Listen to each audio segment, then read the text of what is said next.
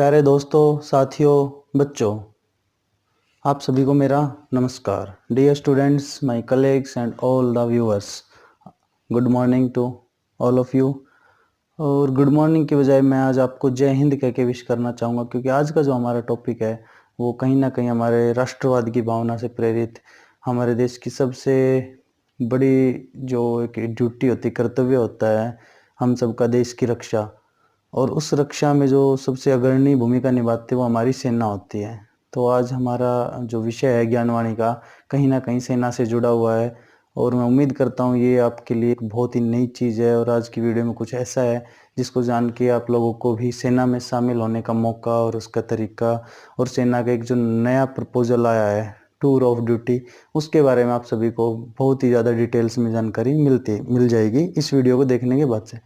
तो सभी दर्शकों को मैं फिर से आपको एक बार बताना चाहूँगा कि मेरा नाम है मनीष कुमार, और मैं जनरली पढ़ाता हूँ केमिस्ट्री बच्चों को 9 to 12 हर तरह से, हर टॉपिक की।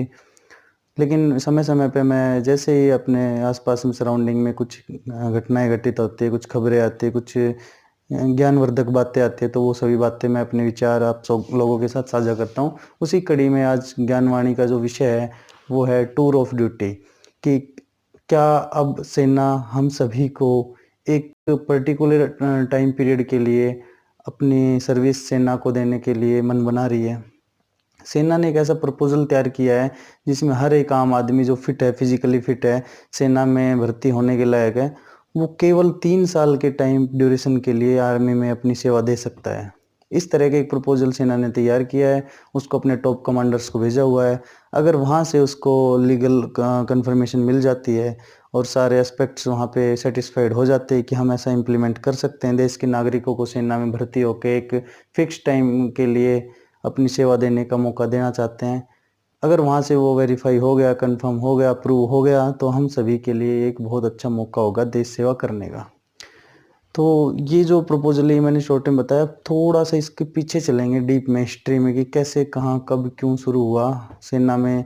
इसको शॉर्ट सर्विस कमीशन बोल रहा है, टूर ऑफ ड्यूटी को शॉर्ट सर्विस कमीशन की, थोड़े अंतराल के, थोड़े टाइम ड्यूरेशन के लिए सेना के अंदर सर्विस देना।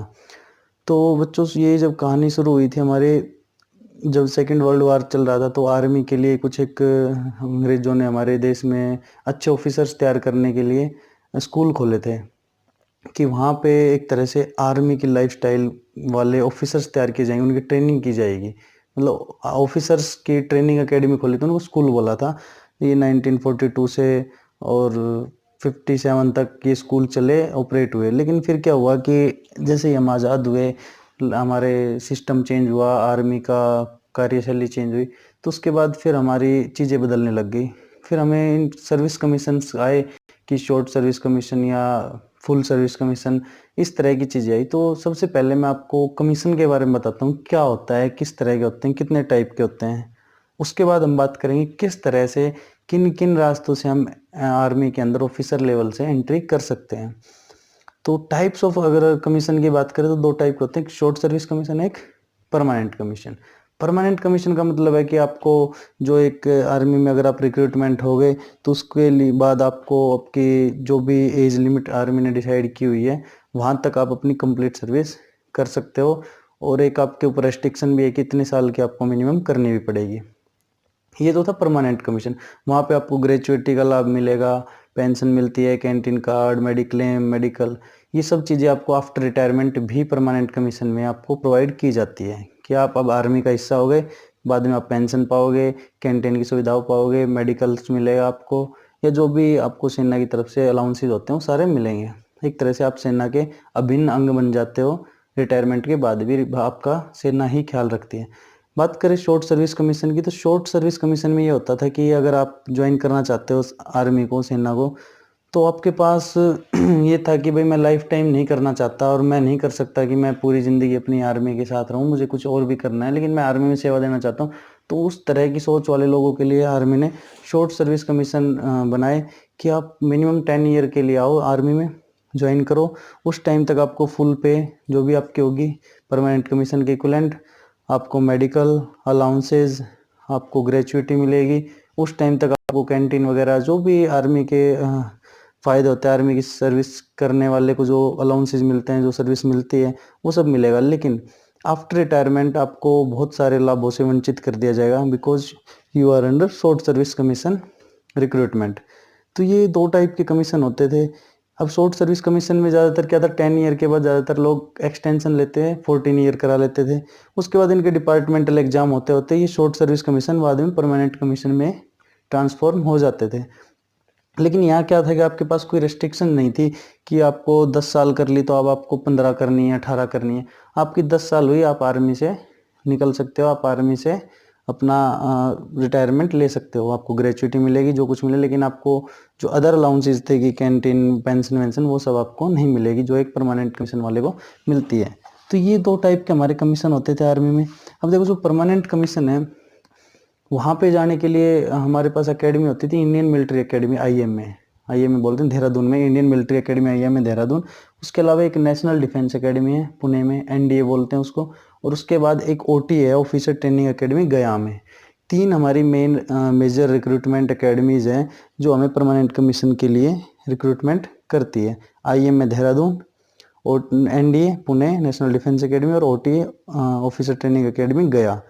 अब जो शॉर्ट सर्विस कमीशन की हमारी जो चल रही है, ओटीए ऑफिसर ट्रेनिंग एकेडमी, जो हमारी चेन्नई में है, ओटीए चेन्नई में है, उसको शॉर्ट सर्विस कमीशन के लिए अलग से बनाया गया है कि वहाँ पे हमारी शॉर्ट सर्विस कमीशन के तहत जो भी जाएंगे, रिक्रूटमेंट होगी, वो ओटीए चेन्नई में जाएंगे और वहाँ पे जाके उनकी पूरी ट्रेनिंग होगी। तो इस तरह से हमारी शॉर्ट सर्विस कमीशन और जो हमारे परमानेंट कमीशन है, इनको डिवाइड किया हुआ है। अब देखो, इनकी जो इनिशियल शुरुआत हुई शॉर्ट सर्विस कमीशन की, जो 1985 में इसके जो एक स्कूल था, ओटीए चेन्नई वाला, इसको परमानेंट स्कूल के एफिलिएट किया गया कि भाई इसका काम होगा कि केवल शॉर्ट सर्विस कमीशन के जो ऑफिसर्स आएंगे उनको रिक्रूट करना, उनको ट्रेनिंग करना और उनको सर्विस के लिए एलिजिबल कर देना।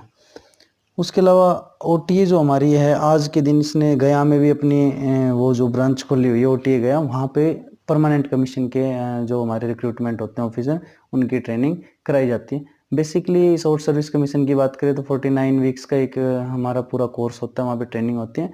उसके बाद आपको लेफ्टिनेंट की पोस्ट पर रिक्रूट कर दिया जाता है और आपको अपनी अपनी पोस्टिंग दे दी जाती है। जैसे कि सेना का अपना मोटो एक होता है ना, सभी का अपना एक कोट, कि भाई सभी का अपना एक नारा, तो आर्मी का तो अपना नारा है सेवा परमो धर्म है, कि service is the best religion. मतलब उन्होंने, सेना ने सेवा को ही, सर्विस को ही, कि लोगों की सेवा ही उनका परम धर्म है, सेवा परमो धर्म है, ऐसा लिखा गया है भारतीय सेना का जो नारा है, लोगो है, मोटो है उसमें। तो हमारा जो ये 1963 में ओटीए चेन्नई वाला हुआ था, 750 एकड़ में कुछ है, 49 वीक का इसका कोर्स होता है। उसके अलावा देखो, आर्मी जो एजुकेशन कोर्स होती है एक, वो भी होती है जिसमें भी रिक्रूटमेंट जाती है हमारे शॉर्ट सर्विस कमीशन के तहत की। जैसे जो इन मिलिट्री एकेडमी है जो हमारी, इनमें जो ट्रेनर होते हैं, जो पढ़ाते हैं ऑफिसर्स को, जो उनकी ट्रेनिंग कराते हैं, उनके लिए भी अलग रिक्रूटमेंट होती है। तो ये सब शॉर्ट सर्विस कमीशन के तहत आती है। अगर अब बात करें कि शॉर्ट सर्विस कमीशन है, इसकी कैसे कैसे अलग अलग वो है हमारे डिवाइड किया गया है शॉर्ट सर्विस कमीशन को। तो एक होता है टेक्निकल पार्ट, एक होता है नॉन टेक्निकल। तो टेक्निकल में आपको एंट्री करने के लिए कोई एग्ज़ाम देने की ज़रूरत नहीं है, कुछ नहीं करना, आप अप्लाई करो। आपके एक पर्टिकुलर परसेंटेज आनी चाहिए, आप ग्रेजुएट होने चाहिए बीटेक से, या फिर आपके पास मास्टर्स डिग्री होनी चाहिए किसी भी सब्जेक्ट में, साइंस वाले में। तो आप अप्लाई करो, एक पर्टिकुलर परसेंटेज पे कट ऑफ लगेगी, आपको इंटरव्यू के लिए बुलाया जाएगा। 5 डे का एक selection, SSB board, service selection board द्वारा इंटरव्यू होगा। उसमें आप पास हो जाओगे तो आपका मेडिकल होगा और उसके बाद आपके ट्रेनिंग के लिए भेज दिया जाएगा, कट ऑफ में अगर आपका नंबर आ जाता है तो उसके बाद फिर इसके जो एग्ज़ाम होते हैं, ये 2 टाइम निकलते हैं, जनवरी में होता है, एक जुलाई में होता है। जनरली एक साल में 2 बार निकलते हैं, जनवरी और जुलाई में। कुछ वैकेंसीज, फिक्स वैकेंसीज है, लगभग लमसम उतनी आती है। तो टेक्निकल के लिए आपको कोई एग्जाम देने की ज़रूरत नहीं है, डायरेक्ट एंट्री है, परसेंटेज बेस पे कॉल आएगा, इंटरव्यू दो and just join Indian army. दूसरा था शॉर्ट सर्विस कमीशन का नॉन टेक्निकल, उसके लिए आपको एग्ज़ाम देना पड़ेगा भाई।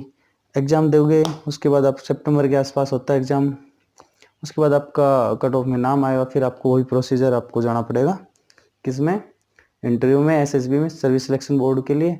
और जैसे ही बोर्ड में इंटरव्यू में आप पास हो जाओगे, आपका मेडिकल होगा, then you will be send to Indian officer training academy Chennai for the further training process.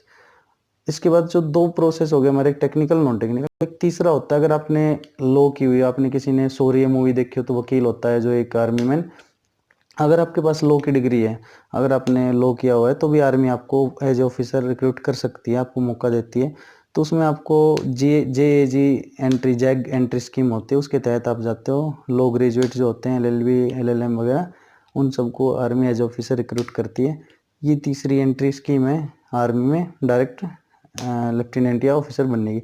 उसके अलावा एक और होती है बिना एग्जाम दी, NCC। अगर आपके पास NCC की C सर्टिफिकेट है और कम से कम उसमें B ग्रेड है, बेस्ट होता है A ग्रेड, लेकिन अगर B ग्रेड भी आपको, तो आपको डायरेक्ट रिक्रूटमेंट में शामिल हो सकते हो, SSB दे सकते हो। आपको फॉर्म भरना है और आपको कॉल लेटर आएगा and you have to face the SSB service selection board and if you clear the SSB then you will be sent to officer training academy for further training.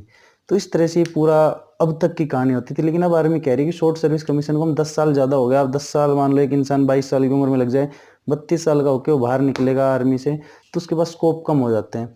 तो army कह रही है कि हम 10 साल नहीं, अब हम उस 10 साल के जो टाइम पीरियड था उसको 3 साल कर सकते हैं। कि अब कोई भी आए, एक फिजिकली फिट बंदा है, आर्मी की जो एलिजिबिलिटी उसको फुलफिल कर रहा है, तो हम 3 साल के लिए उसको रिक्रूट करेंगे।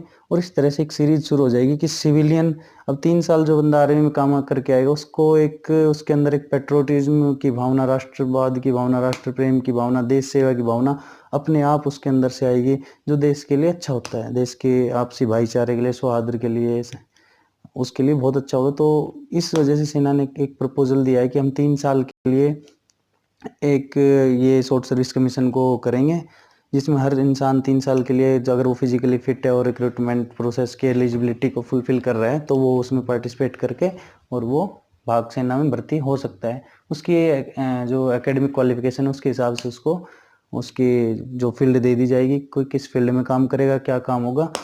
लेकिन इनडायरेक्टली अगर शॉर्ट फॉर्म में बात करें तो आपको आर्मी बुला रही है एक फिक्स टाइम के लिए कि आप 3 साल के लिए आओ, देश की सेवा करो।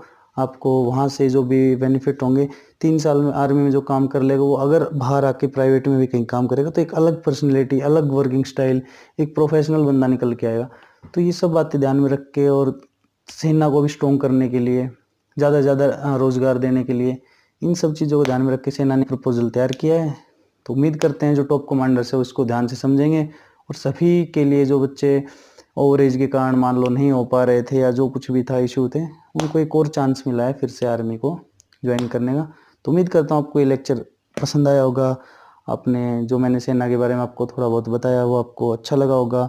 अगले वीडियो में हम एक बार फिर से कुछ और नया टॉपिक लेके आएंगे, तो आप इस चैनल को सब्सक्राइब ज़रूर कर लीजिएगा, क्योंकि बहुत ज़्यादा बेसिक चीज़ें हम लेके आ रहे हैं जो आपको ज़िंदगी में ज़रूर पता होना चाहिए अपने भविष्य में। अगर आप पेरेंट्स हो तो आपको बच्चों के लिए पता होना चाहिए, अगर आप एक यंग हो तो यूथ हो तो आपको ज़रूर पता होना चाहिए।